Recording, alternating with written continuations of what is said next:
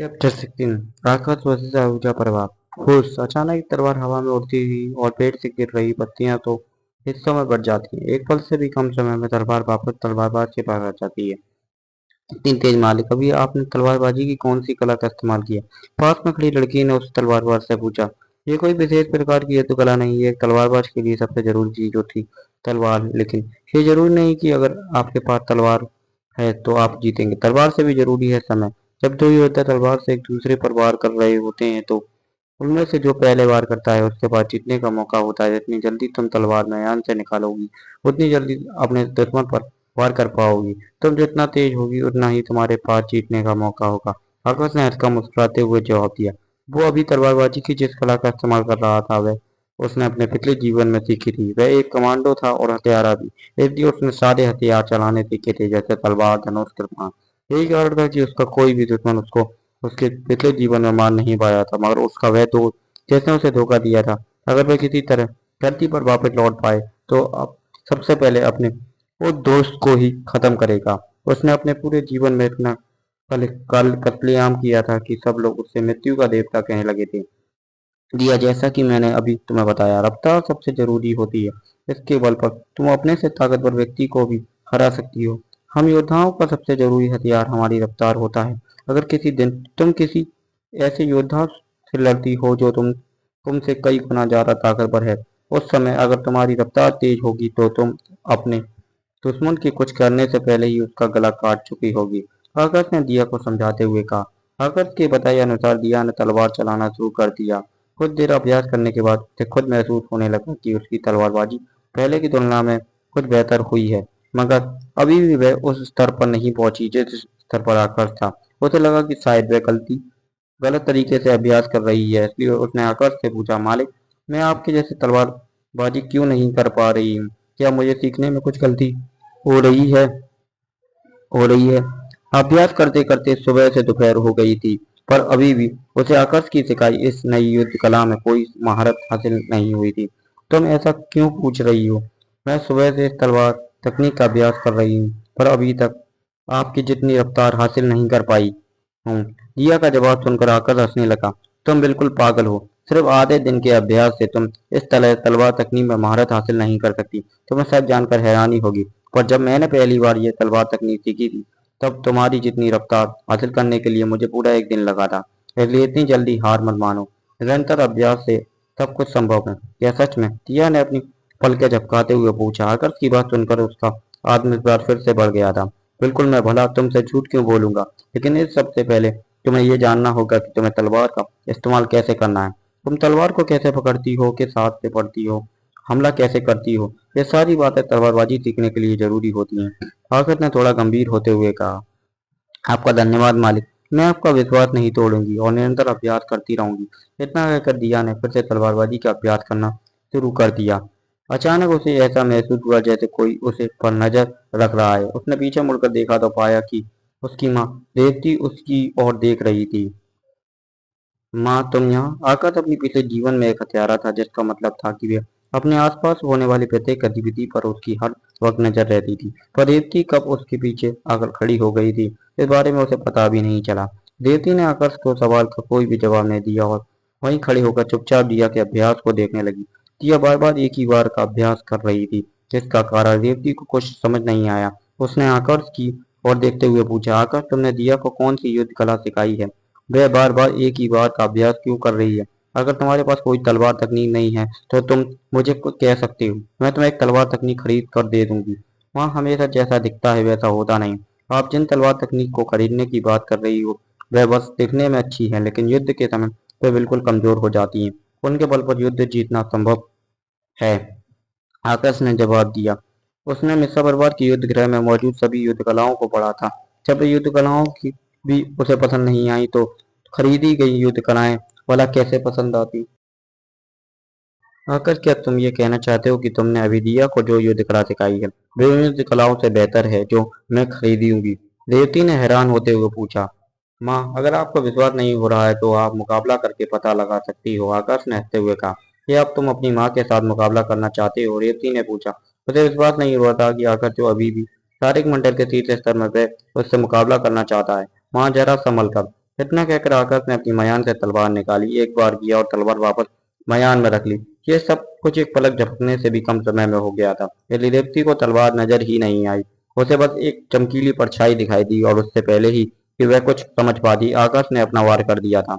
रेवती समझ गई थी कि उसके पास इस वार का सामना करने का समय नहीं है, इसलिए उसने जल्दी से अपनी आंतरिक ऊर्जा का इस्तेमाल किया और अपने बचाव के लिए 2 कदम पीछे हट गई। उसके सिर पर इस समय एक हाथी की परछाई प्रकट हो चुकी थी, जिसका मतलब था कि आकाश के एक वार का सामना करने के लिए उसे एक हाथी की ताकत इस्तेमाल करनी पड़ रही थी।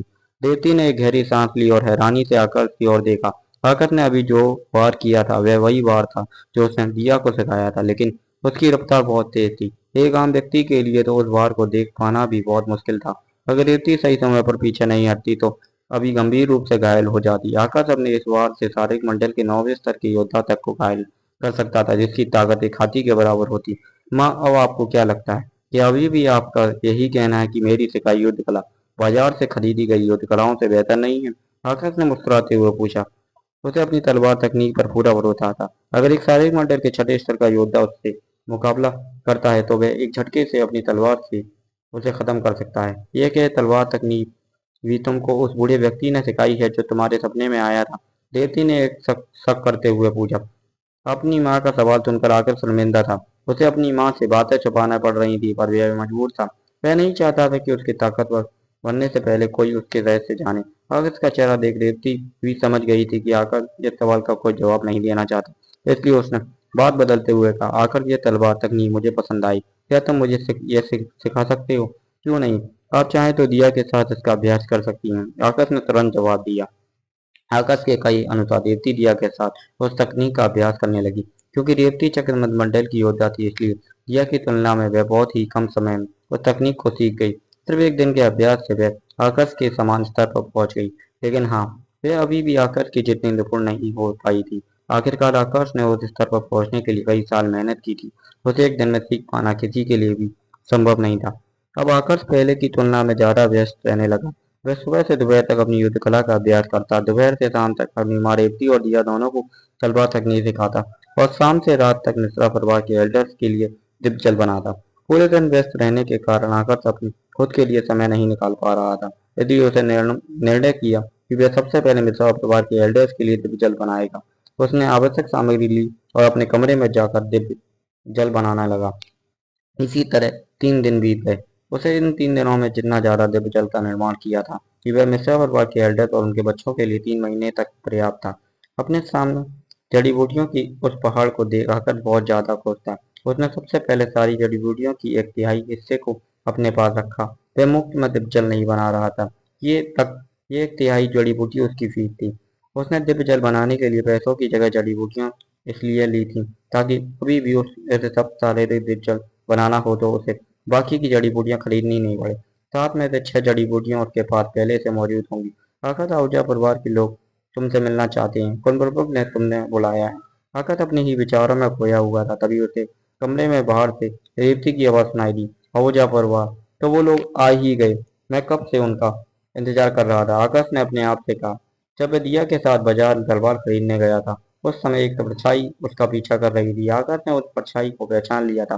वह आहूजा परिवार का व्यक्ति था जो उसकी जासूसी कर रहा था। आकाश समझ गया था कि आहूजा परिवार के लोग बहुत जल्द उससे मिलने आएंगे। इस समय मिश्रा परिवार के सभा कक्ष में वर्धन सिंह अपने सिंहासन पर बैठे थे और उनके पास में आशुतोष खड़ा था। उन दोनों के ठीक सामने आहूजा परिवार का कल प्रमुख अभय आहूजा और श्रीकांत आहूजा बैठे थे। कुल प्रमुख, आपने मुझे बुलाया? अचानक सभा कक्ष के बाहर से आकर्ष की आवाज सुनाई दी। हाँ आकर्ष, कोई तुमसे मिलने आया है, वर्धन सिंह ने जवाब दिया। आकर्ष ने जैसे सभा कक्ष में प्रवेश किया तो उसका ध्यान वर्धन सिंह के पास खड़े आशुतोष पर गया। उसने मुस्कुराते हुए कहा, आशुतोष, मैंने सुना है कि तुम्हारे बेटे ने सारे मंडल के 30 स्तर में प्रवेश कर लिया। आशुतोष ने कोई जवाब नहीं दिया, बस आकाश की ओर देखकर हल्का मुस्कुराने लगा। उसकी आंखों में पश्चाताप के भाव थे। आकाश ये आहूजा प्रभा के कल प्रमुख अभय आहूजा और उनके साथ बैठे व्यक्ति श्रीकांत है। वर्धन सिंह ने आकाश से अभय आहूजा और श्रीकांत का परिचय करवाते हुए कहा, प्रणाम कुल प्रमुख आहूजा। आकाश ने अभय आहूजा को प्रणाम किया। मैंने तुम्हारी माँ के बारे में बहुत सुन रखा है। सभी लोग उसकी बहुत प्रशंसा करते हैं। तुम भी बिल्कुल अपनी माँ के जैसे ही, काफी दिनों से लोग तुम्हारी भी प्रशंसा कर रहे हैं। अभय ओझा ने मुस्कुराते हुए कहा। उसने आकाश के बारे में सब कुछ पता किया था। सबसे हैरान करने वाली बात उसे यह लगी थी कि आकाश ने सिर्फ एक ही महीने के अंदर सारे ही मंडल के पहले स्तर से तीसरे स्तर में प्रवेश किया। उसने अमन के दोनों बेटों को विकलांग कर दिया था, पर इसके बावजूद उसे कोई भी सजा नहीं मिली थी। इन सब से उसे इतना तो समझ आ गया था कि आकाश जितना सरल दिख रहा है उतना सरल है नहीं। अब तुम्हारे कहे अनुसार मैंने आकाश को बुला लिया है, क्या तुम्हें उससे कोई काम था? बंधन सिंह ने पूछा। बंधन सिंह के सवाल पूछते ही अभय ओझा अपनी जगह से खड़ा हुआ और गुस्सा होते हुए आकाश से कहा, आकाश तुम्हारी हिम्मत कैसे हुई? तुमने एक महीने पहले मेरी बेटे को सभी के सामने मारा था। तुम्हें नहीं लगता इस बारे में तुम्हें हमसे बात करनी चाहिए? तुमने ना सिर्फ मेरे बेटे बल्कि श्रीकांत के बेटे को भी घायल किया है, पर इसके लिए माफी मांगने की जगह तुम हमसे ऐसे बात कर रहे हो जैसे कुछ हुआ ही नहीं। तुम्हारे पास अभी भी मौका है, अपनी गलती को सुधार लो वरना। अभय ओझा की बात सुनकर वर्धन सिंह और आशुतोष दोनों आकाश की ओर देखने लगे। उन दोनों को अभी तक इस बारे में कुछ भी पता नहीं था। अगर पता होता तो वह शायद इस मामले को गंभीरता से लेते।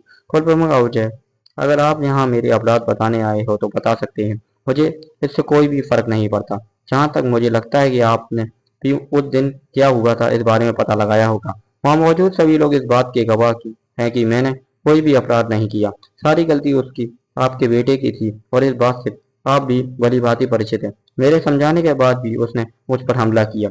मैंने आपके आहूजा परिवार का सम्मान करते हुए उसे सिर्फ विकलांग किया, वरना मैं उसे खत्म भी कर सकता था। आकाश ने जवाब दिया, बहुत बहुत हुआ, तुम बस एक शिष्य हो, तुम्हारी हिम्मत कैसे हुई कुल प्रमुख से इस तरह की बात करने की? क्या तुम्हारे मिश्रा परिवार में शिष्यों को यही नहीं सिखाया जाता कि बड़ों से बात कैसे की जाती है?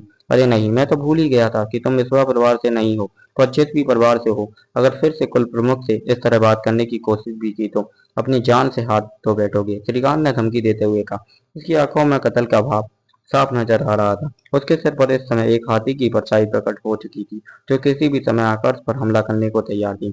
आगे का एपिसोड जानने के लिए हमारे चैनल एनजे स्टोरी का सब्सक्राइब करें, वीडियो को लाइक करें और शेयर करें। फिर मिलेंगे दोस्तों, बाय।